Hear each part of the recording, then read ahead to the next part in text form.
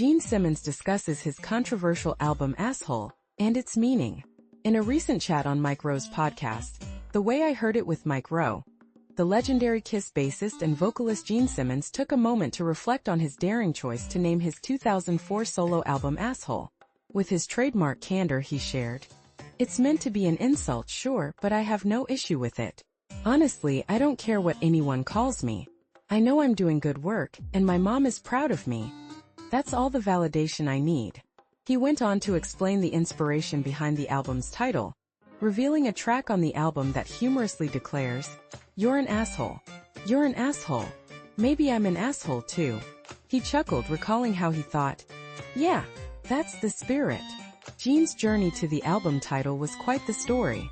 He reminisced about a pivotal moment at Interscope Records, while co-managing a band called Crown of Thorns with fellow Kiss member Paul Stanley. He recalled how Jimmy Iovine, the co-founder of Interscope, introduced him to a new artist named Tupac. The album cover was strikingly simple.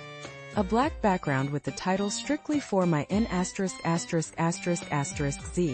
Gene initially thought it was a joke, questioning the use of the N-word. Iovine explained that Tupac was comfortable with it, and that's when it hit Gene. If the most derogatory term could be reclaimed, why not the word asshole? Thus the album title was born. When asked about the album's commercial performance, Gene candidly admitted, "It didn't do great, but let's be real, the entire music industry was shifting at that time." Much like his first solo album in 1978, Asshole featured a mix of collaborations and guest appearances. Notably, he co-wrote the track Waiting for the Morning Light, with none other than Bob Dylan.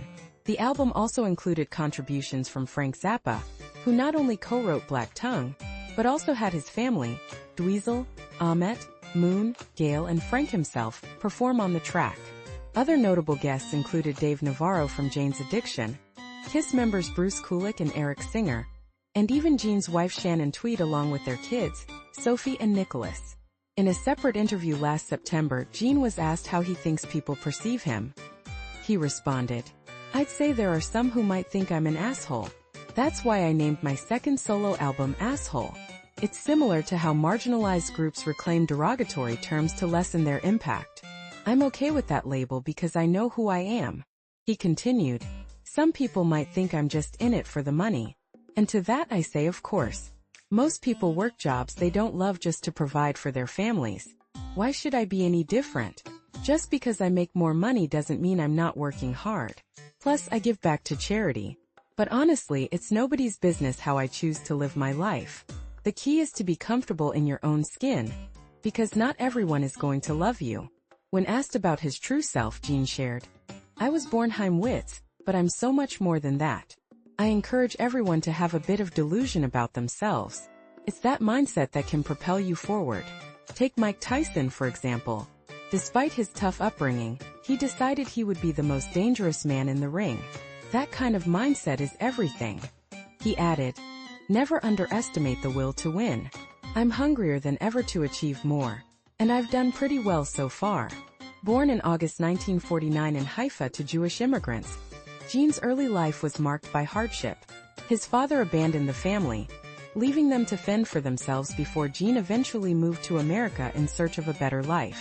Beyond music, Gene Simmons is a true entrepreneur and philanthropist. His success spans television, film, publishing, and even restaurants. Inspired by a televised performance of the Beatles, he formed several bands before co-founding Kiss with Paul Stanley in 1972.